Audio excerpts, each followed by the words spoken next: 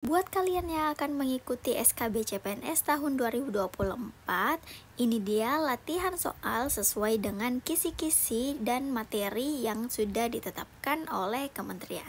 Yuk kita langsung bahas soalnya.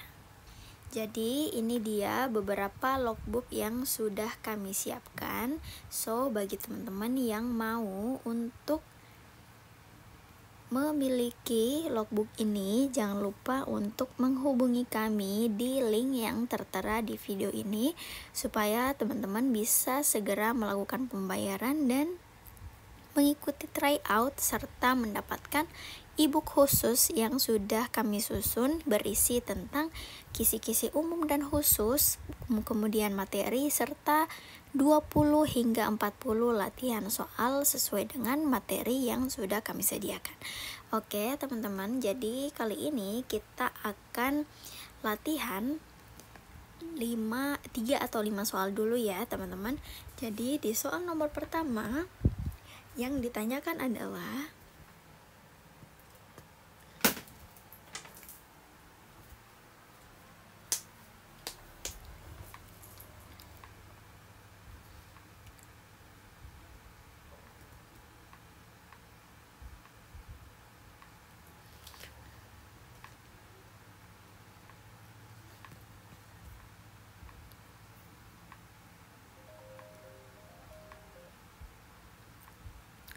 Oke, jadi di soal yang pertama, Undang-Undang Nomor 23 Tahun 2014 tentang Pemerintahan Daerah mengatur pembagian urusan pemerintahan menjadi 3 jenis.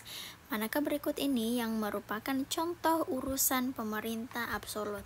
Oke, teman-teman, jadi di Undang-Undang Nomor 23 Tahun 2018 itu memang membagi urusan pemerintah dalam beberapa jenis ya, teman-teman, yang dibagi menjadi 3 benar.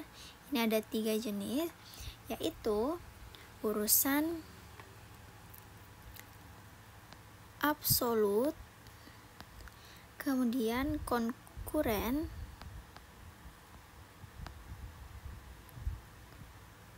serta urusan umum pemerintahan ya, teman-teman. Dan pada soal ini yang diminta ialah contoh dari urusan absolut dari pemerintah. Jadi di antara keempat pilihan jawaban ini, manakah kira-kira yang menjadi jawaban yang paling tepat? Kayak gitu. Jadi di antara 4 nomor ini, 4 pilihan jawaban ini yang menjadi jawaban yang benar itu adalah pertahanan ya, teman-teman, karena urusan absolut itu merupakan urusan yang sepenuhnya menjadi kewenangan pemerintah pusat ya, teman-teman, tanpa adanya campur tangan daerah. Sehingga contoh dari urusan pemerintahan absolut itu dapat berupa keamanan, kemudian hubungan luar negeri ya, kemudian justisi, moneter, fiskal, agama, dan pertahanan. Sehingga dari keempat pilihan jawaban ini, pilihan yang paling tepat ada pada bagian B, yaitu pertahanan ya, teman-teman. Nah, jadi ini tuh latihan soal langsung dari logbook yang kami buat ya, teman-teman.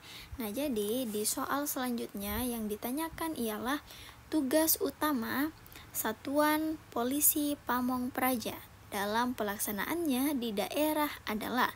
Jadi yang ditanyakan itu adalah tugas utama ya, teman-teman. Jadi jangan lupa untuk memperhatikan inti dari pertanyaan sebuah soal. Jadi di sini seperti biasa ya, ada 4 pilihan jawaban yang sudah disediakan ya, teman-teman.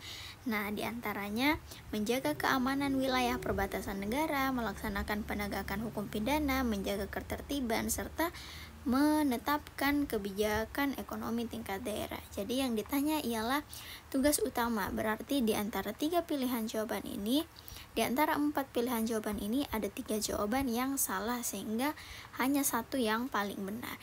Jadi e-book seperti ini itu bisa teman-teman dapatkan hanya dengan harga yang terjangkau, mulai dari 60.000, mulai dari 39.000 sampai 60.000 ya teman-teman, sepaket dengan TO. Jadi harganya itu tergantung dari kapan teman-teman melakukan payment atau pembayaran. Jadi jangan lupa follow TikTok dari Mars Entertainment supaya teman-teman itu tidak ketinggalan live-nya kami dan bisa segera check out saat kami live, karena perbedaan harga dan harga dari live dan tidak live itu lumayan jauh ya teman-teman.